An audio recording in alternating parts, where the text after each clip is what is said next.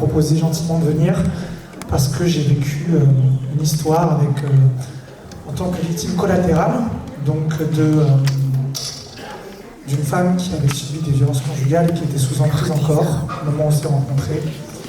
Et du coup, je suis venu pour témoigner par rapport à ça, et aussi par rapport à mon métier où j'accompagne souvent des gens qui veulent reconstruire leur vie, mais qui, malheureusement, n'ont pas encore donné de l'espace par rapport à leur passé et ont besoin d'abord de libérer des choses ou des relations. Et donc, ça m'est arrivé beaucoup d'accompagner des gens qui étaient encore sous emprise. Et moi, en tant que victime collatérale, alors il faut changer de mot victime, je crois, mais en tant que personne qui a vécu des moments particulièrement difficiles, je peux aussi témoigner ma propre expérience par rapport à ça. Mais je pense que on va juste faire un tour rapide ou je... Et après, on laisse ta parole. Okay. Donc, merci à vous d'être là aussi.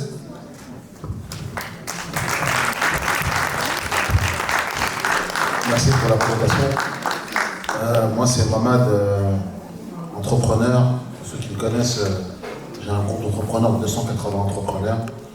On organise des événements networking tous les 3 mois en Ile-de-France. Donc le dernier samedi dernier, Aziel était là, il y avait du monde. Et voilà. Et j'ai un livre qui est sorti sur l'éducation financière intitulé La Troisième Voie, qui est sorti le 14 novembre 2024. Donc la troisième voie, parce que c'est plus qu'un livre, c'est un guide qui apporte les solutions financières dans un monde capitaliste.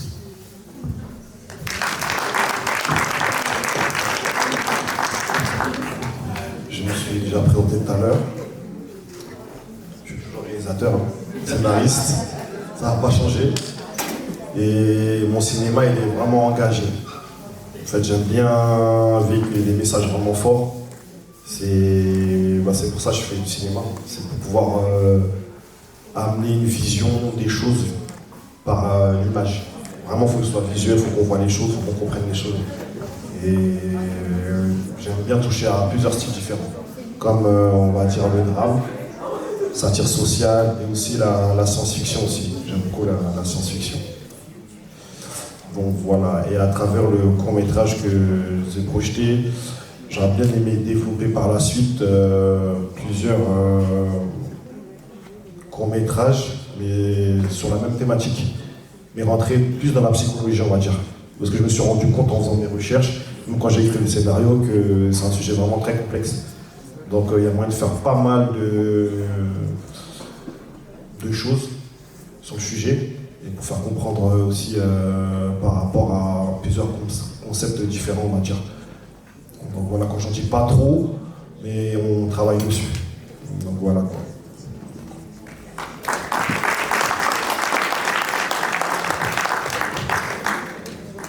Bonsoir, je suis David, de David et Mariette Coaching. C'est marrant, je sais pas dit ça. Pour tout dire, je me sens concerné par le sujet de ce soir. Parce que je suis tout le temps avec ma madame en fait. Et il y a des aspects de ce sujet qui me semblent, même si ce sont des sujets, je dirais, récurrents, connus depuis même l'enfance, mais qui sont toujours aussi, j'allais dire, perturbants et pleins de questions, de questionnements. Et je trouve que c'est intéressant de développer, de parler encore et encore de ce sujet, de ces sujets-là. Et une dernière chose, on y reviendra, j'espère, même rapidement, les hommes dans tout ça. Parce que effectivement, c'est poignant, mais les hommes, comment les hommes aussi voient tout ça, parce que de notre côté aussi, il y a un grand tabou. Puisque depuis que je suis petit, j'entends on ne tape pas une femme. Et je pense que beaucoup d'hommes entendent ça. Beaucoup d'hommes aussi ont fait cette promesse de ne jamais le faire. Et pourtant, ça arrive et c'est très... Ça me laisse plein de questionnements. Voilà.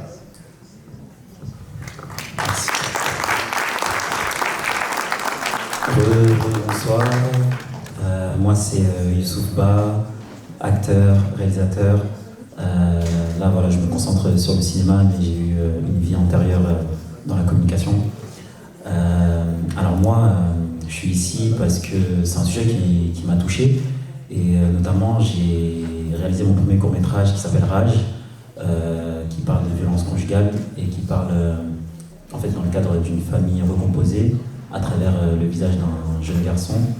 On voit une femme, en fait, qui va dans un commissariat et en fait, qui veut porter plainte, mais qui va avoir des difficultés à le faire.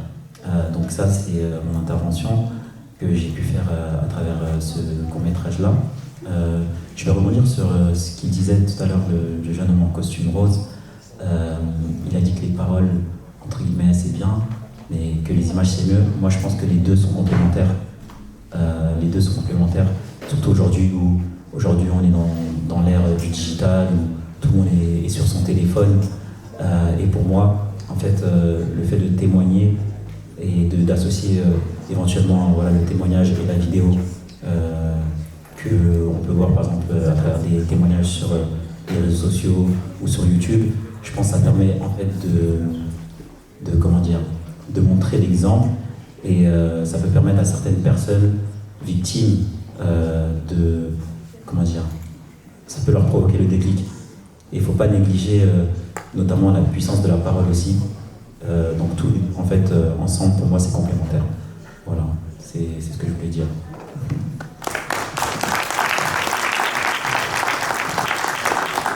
Messieurs, alors, on vous a fait monter sur scène, bien évidemment, pour vous donner la parole. Comment ce sujet-là vous a touché, le sujet des violences conjugales, que vous ayez été témoin, victime collatérale? Oui, on dit victime, parce que c'est important de reconnaître à un moment donné un statut, avant de pouvoir être dans la résilience, il faut qu'on soit identifié. Parce que sinon, si on ne nous qualifie pas, à un moment donné, on vient porter plainte, le formulaire, il est ce qu'il est. Donc il faut pouvoir mettre un nom sur quelqu'un ou quelque chose avant de pouvoir le traiter. Donc, qu'est-ce qui vous a touché dans cette thématique qui fasse que vous soyez là devant nous, que vous ayez envie de témoigner, et comment nous autres pouvons toucher les autres hommes qui sont également dehors et qui devraient aussi être touchés par cette cause-là. On commence par qui? Alors, j'ai le micro, si vous permettez.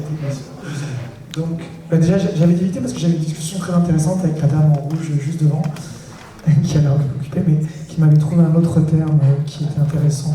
C'était pour avoir un terme plus proche peut-être d'une formulation qui n'étiquetterait moins sur une position où on se sentirait comme avec une posture dans le triangle de Cartman, pour ceux qui connaissent, victime, sauveur, bourreau, et qui serait plus de responsabilité consciente, ce qui n'exclut rien de la violence qu'on peut subir.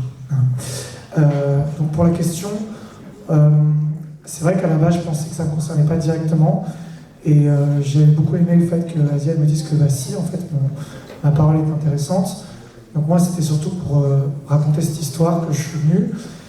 Effectivement, j'avais une ex-compagne du coup qui était encore sous emprise au moment où on s'est rencontrés, dans le sens où son ex-conjoint, avec qui elle avait 2 enfants, la bombardait de messages, voulait la récupérer, estimait que c'était normal qu'elle parle 1 heure, 1 heure et demie par jour ou plus avec elle, qui donne son avis sur moi, sur la façon dont elle reconstruit sa vie, que si elle ne le fait pas, il va lui retirer la garde des enfants, que si elle a crié, il l'a filmé, et que du coup avec cette vidéo-là, il pourrait éventuellement lui retirer la garde.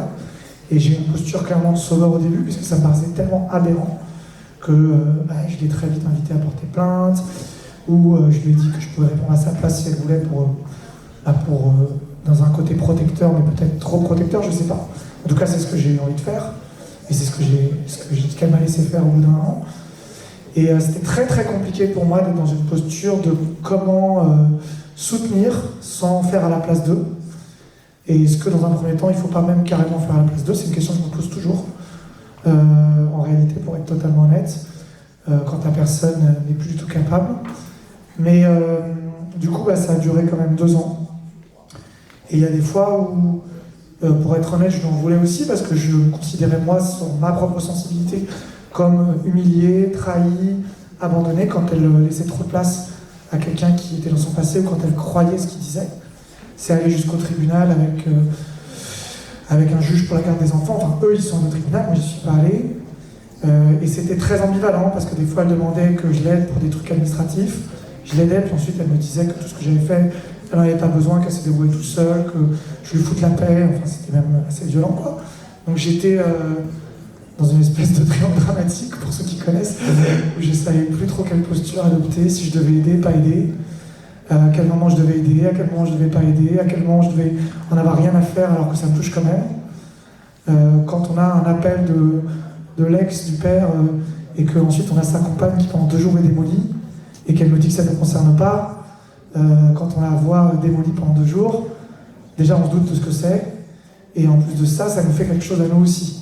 Parce qu'en fait, on aurait envie de passer des bons moments aussi avec la personne avec qui on a envie de construire sa vie. Donc, à un moment donné, j'ai pris l'heureuse ou malheureuse, ça dépendra des points de vue de chacun, d'arrêter cette relation. Parce que c'est pas non plus le rôle d'une relation d'avoir 2 personnes malheureuses ou malheureuses.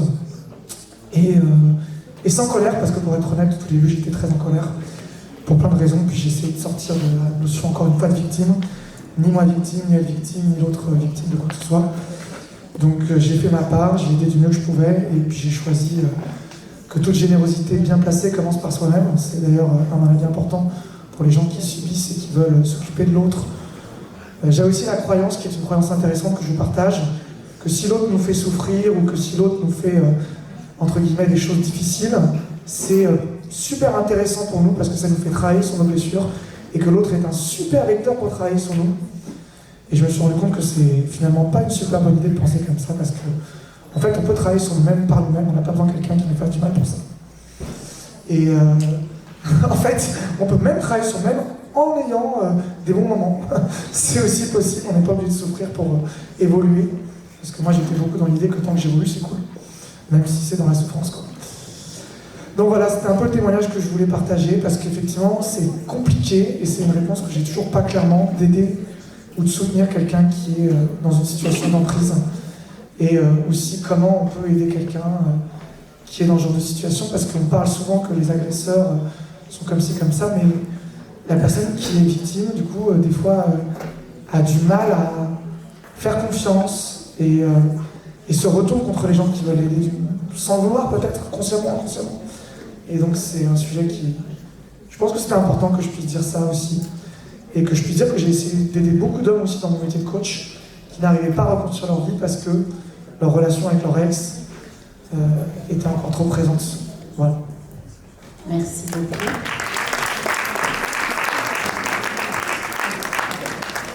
Moi je suis pas coach, hein. J'ai un autre discours. Moi comment ça m'a touché, merci pour me donner la parole déjà, c'est important. Moi, ça m'a touché, le mot que je dirais, c'est la remise en question. Parce qu'on ne va pas se mentir, parce qu'on est un peu dans un monde où on veut paraître ce qu'on n'est pas. Chez nous, les hommes, la violence faite aux femmes, elle est banalisée. Il faut qu'on dise la vérité au bout d'un moment. On peut voir un collègue qui crie sur sa femme, on peut avoir, je sais pas, un voisin qui s'est crié hier soir, on dira, ah, ils ont failli en venir aux mains, et c'est banalisé chez nous. Pas qu'on se mente ici, parce qu'on est ici devant les gens ou devant les caméras. Chez nous, c'est hyper banalisé. Et c'est pour ça que je parle de la remise en question.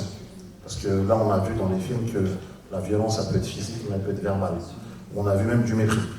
Donc en vérité, pour moi, ou pour beaucoup d'hommes qui verront ça, c'est un peu de la remise en question. Parce que c'est de la banalisation qu'on voit tous les jours, ça. Par exemple, le mépris de quelqu'un face à sa femme ou à d'autres, ou au sexe opposé, hein. Ça peut être un supérieur face à une femme qui travaille, tu vois, une collègue de travail, c'est quelque chose qui est banalisé chez nous, les hommes. Entre nous, on ne fait pas des tables rondes pour dire « Ah, t'as vu, il faut arrêter ». On arrête de se mentir, on n'est pas comme ça. Donc ça, moi, je parle de remise en question là-dessus. Et aussi, j'ai envie de passer un message à tous les gens dans la pièce. parce que j'entends beaucoup de témoignages, de discours et tout, mais il ne faut pas oublier que le mal, il n'est pas à l'extérieur en fait, il est aussi à l'intérieur. Je m'explique. Parce qu'aujourd'hui, quand j'entends les gens parler, ils disent il ne faut pas que ça nous arrive, les gens sont pervers narcissiques et tout. Mais il se peut que ce mal-là, il est en nous en vérité, dans la pièce. Chacun des personnes, ça se trouve que c'est nous le mauvais en vérité dans la salle. C'est nous qui faisons le mal aux gens en fait. Il faut commencer à se remettre en question à ce niveau-là. Je vais donner un exemple très simple. Aujourd'hui, par exemple, pour beaucoup de gens, parce qu'en fait, on parle beaucoup, mais on reproduit le même schéma. Beaucoup d'éducation chez nous, quand on a des garçons et des filles, qu'est-ce qu'on fait? Le garçon, il rentre chez lui, et le garçon, il sort dehors, et il rentre jusqu'à pas d'heure. La fille, elle doit rentrer plus tôt. Qu'est-ce qu'on indique? Tout à l'heure, on a entendu que l'infidélité était une violence indirecte face à la femme. Mais quand on dit à un jeune homme de 16 ans qui peut rentrer à minuit, et que la fille doit rentrer à 14h, qu'est-ce qu'on dit? Que le garçon, lui, peut traîner dehors, et la fille, elle doit rentrer plus tôt. Donc, dès le départ, on construit déjà des schémas où l'homme est un peu ce qu'il veut dehors. Et la femme doit faire attention, rentrer tôt, parce que, tu vois, donc on construit ces schémas-là de base. Donc il faut que chacun se remette en question dans la manière d'éduquer les enfants, parce que les enfants, c'est l'avenir de demain. Donc il faut arrêter de voir aussi le mal à l'extérieur de la salle. Peut-être que nous-mêmes, on le produit en vérité. Donc je pense qu'il faut se remettre en question quand on voit des choses comme ça, se centrer là-dessus en se disant qu'il faut que nous-mêmes, on commence déjà par changer à la maison, et que nous-mêmes aussi, on ne reproduit pas ces mépris, ces façons de parler, ou ces phrases qu'on dit par rapport aux femmes. Je pense que voilà, moi c'est ça ce que je suis.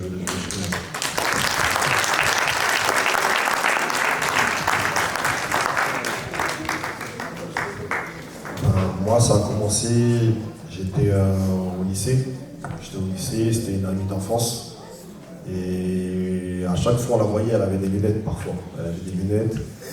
On me demandait, ouais, mais c'est en hiver, après t'as des lunettes. Elle disait, non, c'est comme ça, parce que je suis tombé. Elle sortait toujours des excuses en fait. Et un jour, elle nous a dit que c'était son copain en fait. C'est son copain qui l'avait frappé. Et à ce moment-là, quand j'ai appris la nouvelle, j'étais avec un ami à moi. Et directement, on a dit, ben non, c'est pas normal. Comment ça, on touche, c'est pas normal. C'est ton copain, tout ça. On était jeunes à l'époque. Et bon, ensuite on a dit, bah, vas-y, on va aller le voir. On voulait régler ça nous-mêmes. Et au final, après, on a vu qu'elle commençait à paniquer, de dire non, mais si vous allez le voir, que en fait, en gros, ça va me mettre plus dans les problèmes, quoi. Après, sur le coup, on a trouvé ça bizarre. Et on s'est rendu compte qu'en fait, que c'est complexe. C'est là que je me suis rendu compte vraiment que le sujet est très complexe, en fait. C'est que c'est psychologique d'abord en fait. Pour moi, je le vois, c'est psychologique. Donc du coup, on a essayé de lui parler, de lui faire la morale, tout ça, mais elle m'a dit ouais, comme si en gros qu'elle allait finir la relation, mais en fait en gros on a vu que ça continuait quoi. Donc après, ça a pris des proportions, elle a perdu du poids, après elle s'est mise dans la drogue, en fait. Elle a changé. Après, on arrive à un stade où on ne pouvait plus rien dire, quoi. Et par rapport à ça, même au fil du temps, j'ai rencontré plusieurs femmes comme ça, qui vivaient la même situation. Et après, je me suis vraiment dit que voilà, c'est vraiment un sujet complexe, quoi. Parce qu'on se dit, même moi, je l'ai vu, il y a des femmes qui disent bon, vas-y, s'il le fait, c'est pour mon bien. Elle culpabilise en fait. Elle se dit que s'il fait ça, c'est parce que je le mérite en fait. Je le mérite, c'est moi qui est mauvaise. En fait, elle culpabilise en fait. Elle culpabilise. Elle dit ouais, mais si je le laisse, elle va s'énerver ou enfin. Non, c'est complexe. C'est très complexe en fait.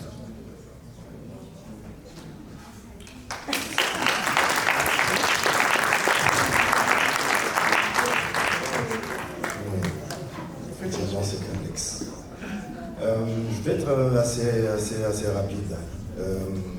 J'ai envie de dire que beaucoup d'hommes ne sont pas assez conscients de ce qu'ils font.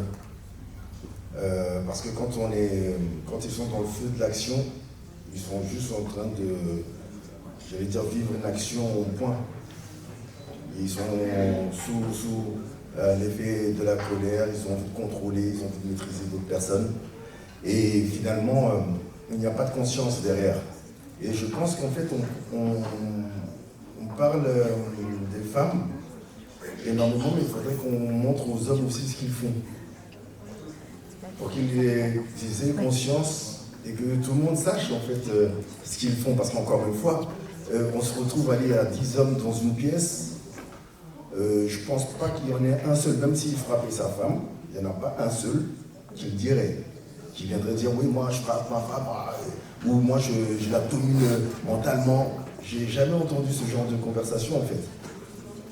Et pourtant, je sais qu'il y en a qui faisaient ça, et quand ils le faisaient, ben, en général, entre amis, ben, on lui disait en fait tu fais n'importe quoi. C'est un peu le truc de la chanson, donc faut pas faire ça, taper là, doudou, à l'époque. Ça veut dire qu'en fait, les hommes disent ça quand ils sont entre eux. Mais je pense qu'il y a vraiment un manque de conscience. On n'arrive pas à s'imaginer réellement ce qu'on fait, surtout quand c'est psychologique. Parce que beaucoup de femmes, je pense, croient que c'est... en fait, même entre hommes, peut-être qu'on sait ce genre de choses-là. Mais non, en fait, on n'y pense même pas. On n'y pense pas dans ces termes-là, on n'y pense pas de cette manière-là. C'est le jour où on est confronté, par exemple, à une femme qui va raconter l'histoire, ou qu'on va tout d'un coup déceler quelque chose, que là, on va dire « Ah oui, quand même ». Mais en général, excusez-moi, je vais être un peu trivial, c'est « Oh, le bâtard, il fait ça ». On n'est pas d'accord, les hommes, en général, ne sont pas d'accord avec eux. Bien sûr. C'est ça l'histoire, mais on ne se rend pas compte de ce qui se passe réellement. On entend des femmes témoigner, mais en fait, on n'arrive pas à visualiser ce truc-là. C'est comme si je disais que c'était trop, c'est hors de portée pour nous. Et en fait, il faudrait montrer ces actions, en fait, ces comportements, pour que d'autres hommes puissent dire à ces hommes, mais attends, tu fais quoi? Pour que tout le monde puisse prendre conscience, parce que je peux le dire, en fait, il y a très peu de conscience en tant qu'homme de ces sujets-là. On les entend, mais c'est comme s'ils étaient loin, en fait. Ok? Je m'arrête là.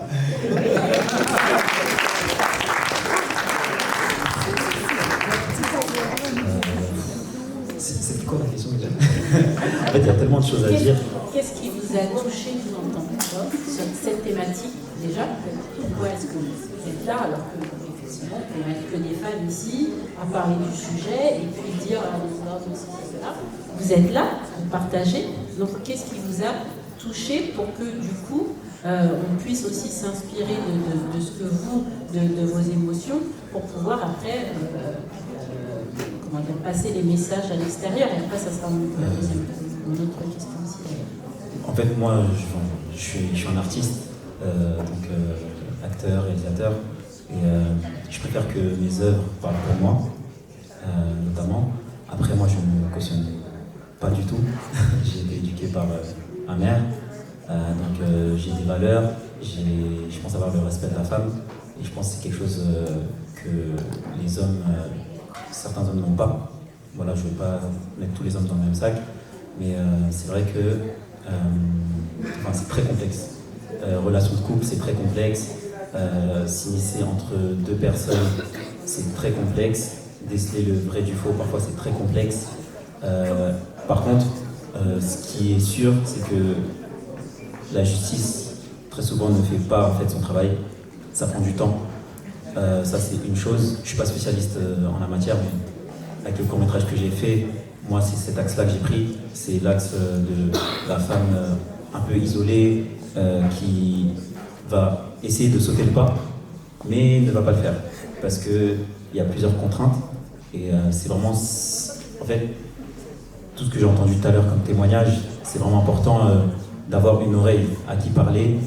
Et, parce que quand on reste seul, en fait, on est dans sa tête. On est dans sa tête, on n'échange pas, et en fait on se renferme sur soi. Et parfois quand on se renferme sur soi, et on subit pendant des années, après il peut arriver des drames. Donc voilà, c'est surtout avoir, je pense, une oreille, avoir des personnes de confiance, des structures de confiance qui peuvent accompagner, que ce soit psychologiquement, financièrement, et voilà, parce que la justice, ça prend du temps. Et si le nombre de féminicides chaque année est à plus d'une centaine, et je pense que c'est peut-être les chiffres sont un peu minimisés, je sais pas. Je suis pas spécialiste en la matière, mais je Je pense voilà, il y a tout ce travail-là à faire, mais surtout échanger, ne pas rester isolé et trouver une oreille à qui parler, c'est le plus important. Ouais. C'est le commencement, je pense. Merci. Avant de donner la parole au jury sur les courts-métrages qu'ils ont vus, moi j'ai une dernière demande à vous faire en 3 mots. Quel message vous souhaiteriez passer à tous ces messieurs ?